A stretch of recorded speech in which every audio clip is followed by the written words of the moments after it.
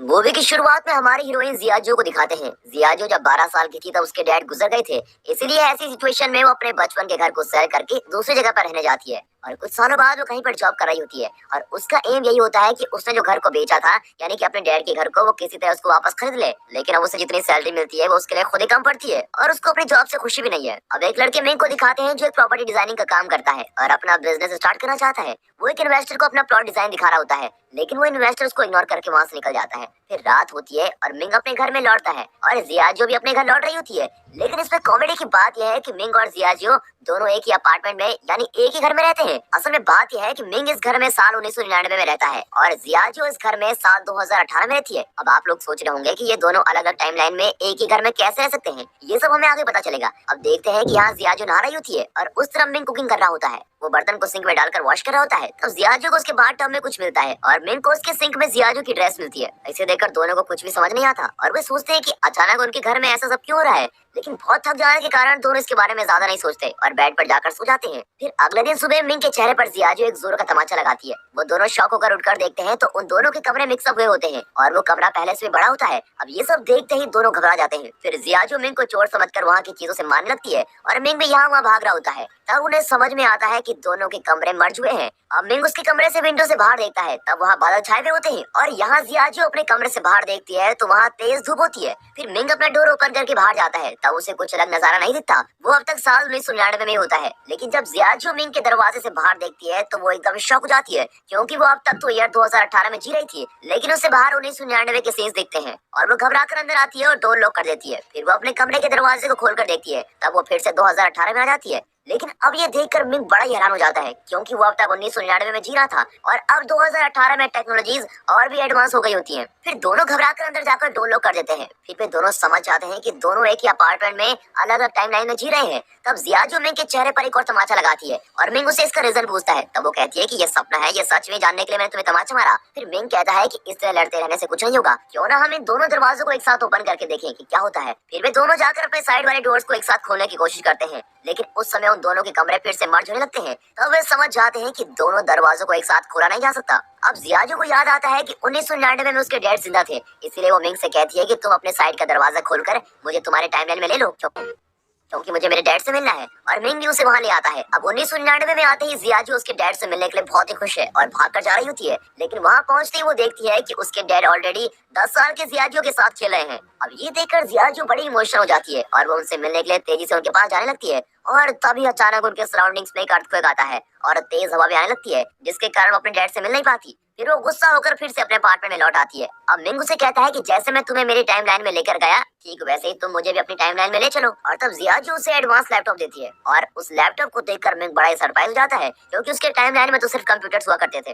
तब वो खुद को फ्यूचर में देखने के लिए उस लैपटॉप में अपना नाम टाइप करके सर्च करता है। तब उसके सराउंडिंग्स में अर्थक्वेक आने लगती है और फिर जियाजो को ये समझ आता है और वो मिंग से कहती है कि हम दोनों हमारे पास्ट या फ्यूचर के लोगों से कांटेक्ट नहीं कर सकते और ऐसा करने की कोशिश करते ही इस तरह के अर्थक्वेक आ जाएंगे और इस तरह हम दोनों एक साथ डोर ओपन नहीं कर सकते। अब तुम्हारे डोर को सिर्फ तुम ही ओपन कर सकते हो और मैं उससे बाहर आ सकती हूँ, और मेरे डोर को सिर्फ मैं ही ओपन कर सकती हूँ और तुम उससे बाहर आ सकते हो। इस तरह वो मिंग को सारी बातें समझाती है। अब अगले सीन में एक साइंटिस्ट और एक अमीर बिजनेसमैन एक मीटिंग में बातें करते हुए दिखाते हैं। तब वो साइंटिस्ट कहता है कि हमने उस डायमेंशनल टाइमलाइन को क्रिएट कर लिया है, लेकिन वो टाइमलाइन हमारी जगह पर ना आकर इस सिटी में किसी और प्लेस में क्रिएट हो गई है और हमें किसी भी तरह उस प्लेस को फाइंड करना होगा। इस तरह वो उस बिजनेसमैन से कहता है, लेकिन उस बिजनेसमैन के माइंड में सिर्फ एक ही बात चलती है कि उस टाइमलाइन के जरिए बहुत सारे पैसे कैसे कमाए जाए। लेकिन मीटिंग खत्म हो जाती है पर बिजनेसमैन का चेहरा नहीं दिखाया जाता। अब रात हो जाती है और मिंग और जियाजो को नींद नहीं आती। तब जियाजो कहती है कि मेरे डैड मुझे छोड़कर ऊपर चले गए, इसलिए मैं ऐसी सिचुएशन में आ गई हूँ। मुझे जब तक उनकी याद आती है तब मैं उनकी कार की को देखती रहती हूँ और लोन न चुकाने की वजह से मेरे बचपन का घर भी मेरे हाथ से निकल गया है, लेकिन मैं उस घर को वापस खरीद कर ही रहूंगी। अब इस तरह वो इमोशनली बातें करती है।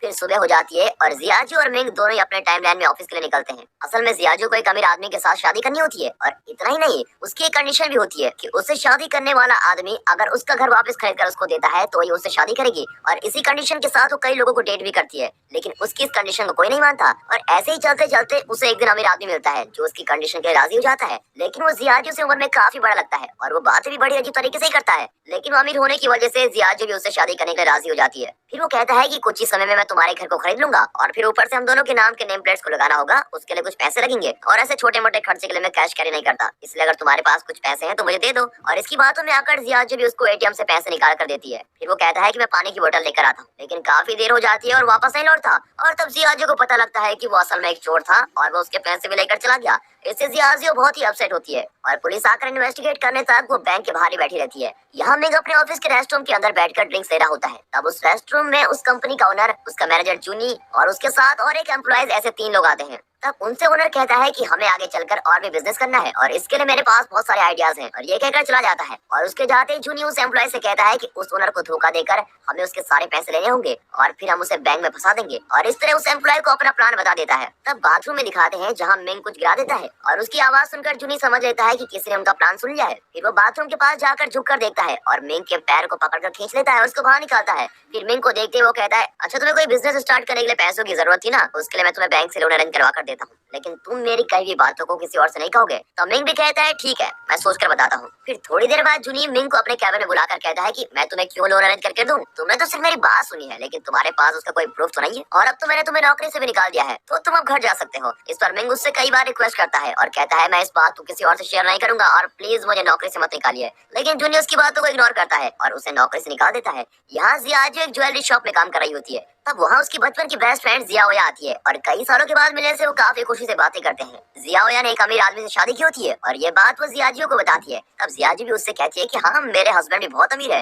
और वो हमेशा बिजी रहते हैं, और इस तरह वो उससे छूट के देती है। तब जियाओया उससे कहती है कि आज रात तुम अपने हस्बैंड को साथ लेकर आओ, हम डिनर साथ में करेंगे और मैं भी अपने हस्बैंड को साथ लेकर आऊंगी, और ये कहकर वहाँ से चली जाती है। और अब जियाजू एक बड़ी प्रॉब्लम में फंस गई है। झूठ कहने के कारण उसे अब समझ नहीं आता कि वो इसे कैसे हैंडल करे। तब उसे एक आइडिया आता है। वो मिंग को अपना हस्बैंड होने की एक्टिंग करने को कहती है और वो एक कोट को रेंट पे ले लेती है और मिंग को उसको पहनने के लिए कहती है। फिर वो मिंग को इसलिए रेडी करती है जैसे वो बहुत ही अमीर बिजनेसमैन लगे। फिर वो जियाओया की कहीं भी जगह पर जाते हैं और वहाँ जियाजू मिंग को अपना हस्बैंड कहकर इंट्रोड्यूस कराती है और कुछ देर तक सब कुछ नॉर्मल चल रहा होता है। फिर खाना खाते समय मिंग अपने खाने को जल्दी खाकर खत्म कर देता है और फिर वो अपना कोट उतारकर साइड में रखता है। और तब जियाओया और उसका हस्बैंड सिचेंग नोट करते हैं कि मिंग के कोट पर लिखा हुआ है यहाँ कपड़े रेंट पर दिए जाते हैं, लेकिन ये पता ना होकर मिंग मुझसे कहता है कि मेरी एक बहुत ही बड़ी कंपनी है और इस तरह की झूठी कहानियां उन दोनों को बताता है। और ये सब सुनकर वो दोनों को हंसी आती है। और इतना नहीं, जियाजू उन्हें अपनी एक और फेक डायमंड रिंग को दिखाकर कहती है ये करोड़ों रुपयों की डायमंड है, और तब वो फेक डायमंड उस रिंग से निकलकर आग के पास जाकर गिरता है और वो पूरी तरह से मेल्ट हो जाता है। अब ये सब देखकर जियाओया और सिचेंग हंसने लगते हैं और इससे जियाजू बहुत ही शर्मिंदा होती है और फिर घर लौट जाती है और इस बात को सोचकर मिंग के सामने रोती है। तब टीवी में कोई लॉटरी टिकट का शो चल रहा होता है और उस शो को देखते ही वो लॉटरी टिकट खरीदकर अमीर बनने के सपने देखते हैं और वे असल में कौन सा लॉटरी नंबर जीतेगा इसका पता लगाते हैं। और फिर अगले दिन ही मिंग के टाइमलाइन में यानी 1999 में जाकर तुरंत उस नंबर वाले लॉटरी टिकट को खरीद लेते हैं। अब क्योंकि दोनों को पता चल गया है कि उनकी लॉटरी ही विन करेगी, इसलिए वे दोनों खूब मजे करते हैं। अब इस दौरान जियाजू मिंग को अपने टाइमलाइन में ले लेती है और दोनों बहुत ही एंजॉय करते हैं और बाहर में जाकर ड्रिंक्स करते हैं। अब उस रेस्टोरेंट का स्टाफ उनसे आकर ड्रिंक्स के पैसे मांगता है। तब जियाजू कहती है मेरे सारे पैसे खत्म हो गए हैं। इससे चलता है कि मिंग जो भी करता है वो उस फ्यूचर मिंग को भी अफेक्ट करेगा। और पहले की मीटिंग सीन में जिस बिजनेसमैन को दिखाया गया था वो कोई और नहीं बल्कि फ्यूचर मिंग ही है, और उसके साथ जो साइंटिस्ट बातें कर रहा था वो जूनी है जिसने 1999 में मिंग को नौकरी से निकाल दिया था। अब जूनी फ्यूचर मिंग से कहता है कि 1999 का मिंग अपने टाइमलाइन में ना होकर जियाजू के टाइमलाइन में आ रहा है और इसीलिए आपको ऐसी मेमोरीज भी आती रहेंगी और ये सब बातें आप पर भारी पड़ सकती है। यहाँ अगले दिन मिंग अपने ऑफिस में जाकर जूनी से मिलता है और कहता है आप क्या मुझे नौकरी से निकालेंगे, लीजिए मैं खुद ही नौकरी छोड़ रहा हूँ, और ये कहकर रेजिग्नेशन लेटर देकर चला जाता है। और यहाँ फ्यूचर मिंग जियाजू की ज्वेलरी शॉप में आकर उसे डेटिंग पर अपने कार में लेके जाता है, लेकिन वो जितनी खुश उस 1999 वाले मिंग के साथ थी उतनी खुशी उसे इस फ्यूचर मिंग के साथ रहने पर नहीं मिलती। अब फ्यूचर मिंग उसे एक कॉस्टली रेस्टोरेंट में लेकर जाता है, लेकिन फिर भी जियाजू कुछ मिस कर रही होती है। डिनर करते समय फ्यूचर मिंग उससे कहता है कि मुझे पता है कि तुम 1999 वाले मिंग के साथ रह रही हो, लेकिन अब तुम मेरे पास्ट के साथ मत रहो क्योंकि इससे मेरा फ्यूचर अफेक्ट हो सकता है। मैं किसी गोल के साथ आगे बढ़ रहा हूँ लेकिन उसमें तुम्हारी वजह से कोई प्रॉब्लम आ सकती है और तुम्हारे बचपन के घर को मैं तुमको वापस खरीद कर दे दूंगा, लेकिन उसके बदले में तुम्हें 1999 वाले मिंग को छोड़कर उसे दूर जाना होगा। अब ये सुनकर और कोई रास्ता न होने पर जियाजू भी इसके लिए एग्री करती है, लेकिन वो उस घर के लिए नहीं बल्कि उसकी वजह से मिंग के फ्यूचर में कोई प्रॉब्लम्स ना हो ये सोचकर हाँ कर देती है। फिर जियाजू घर आते ही मिंग से कहती है कि मुझे और कोई जगह पर अच्छी नौकरी मिल चुकी है, इसलिए मैं यहाँ से जा रही हूँ। और अगले दिन सुबह होते ही वो अपना सारा सामान लेकर उस अपार्टमेंट से बाहर निकलती है और मिंग को छोड़कर जाने के बारे में सोचकर रोने लगती है, लेकिन जियाजू ने अपने टाइमलाइन में जाते समय उसके डोर को लॉक नहीं किया होता है और वो जरा सा ओपन रह जाता है और इसे मिंग भी नोट करता है और अब मिंग जियाजू की हेल्प के बिना ही उस टाइमलाइन में इजीली जा सकता है। अब मिंग के टाइमलाइन में उसका मैनेजर जूनी उस कंपनी के ओनर पर अटैक करता है और इससे ओनर बेहोश हो जाता है। फिर जूनी जूनी घबराकर उसे ड्रिंक्स पिलाने लगता है। असल में उसका प्लान ये होता है कि उसे ड्रिंक्स पिलाकर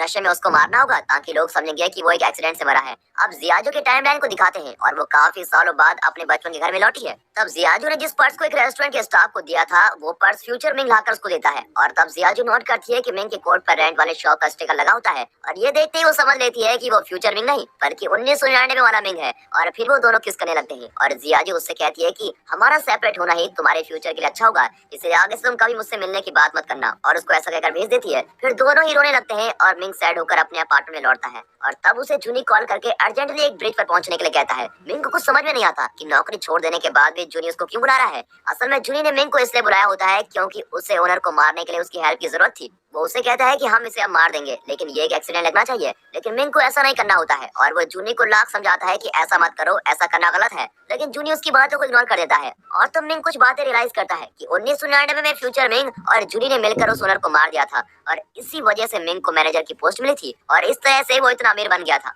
ये सारी बातें मिंग समझ लेता है और तब मिंग उस कार की कीचेन को नोटिस करता है और ये वही चेन है जिसे देखकर जियाजो अपने डैड को याद करती है, यानी वो ओनर ही जियाजो के डैड है। अब ये समझते ही मिंग सोचता है कि मैंने जो मिस्टेक की थी उसे मैं ही ठीक करूंगा। फिर वो जाकर जूनी को रोकता है और उस ओनर को बचा लेता है और ऐसा करने पर फ्यूचर मिंग गायब हो जाता है और जियाजो को अपने डैड वापस मिल जाते हैं और वो फिर से बचपन से अपने डैड के साथ टाइम स्पेंड करने लगती है। अब टाइम पास्ट में जाने से वहाँ सब कुछ बदलने लगता है और मिंग भी सभी को बदलते हुए देखता है और वो तब जियाजो से मिलने के लिए उस अपार्टमेंट की तरफ भागता है और दोनों एक दूसरे से मिलने के लिए भाग कर आते हैं और फिर दोनों एक ही जगह पर मिलते हैं। तब जियाजो धीरे धीरे गायब होने लगती है। तब मिंग उसे कहता है कि अब कुछ देर में तुम गायब हो जाओगी और अब तुम तुम्हारे पास में आ गई हो और अब तुम उम्र में मुझसे 7 साल छोटी भी हो। तुम मुझे नहीं जानती लेकिन मैं तुम्हें अच्छी तरह से जानता हूँ, मैं तुम्हारा साथ नहीं छोड़ूंगा और मैं तुमसे मिलने जरूर आऊंगा। ऐसा कहते रहने पर जियाजो गायब हो जाती है। अब 8 साल बाद दिखाते हैं कि अपने पसंद की कोई म्यूजिक सुनकर जियाजो उस म्यूजिक की तरफ चलकर आ रही होती है और वहाँ आते समय मिंग उसको देख लेता है और मिंग उसके पास आने लगता है। तब पास आते ही जियाजो उसे किक करती है और गुस्से में पूछती है कि क्या तुम चोर हो, इस तरह मेरे पास क्यों आ रहे हो। और इस समय सोचने लगता है क्या अब भी हमें इस प्यार को लड़ाई से शुरू करना पड़ेगा।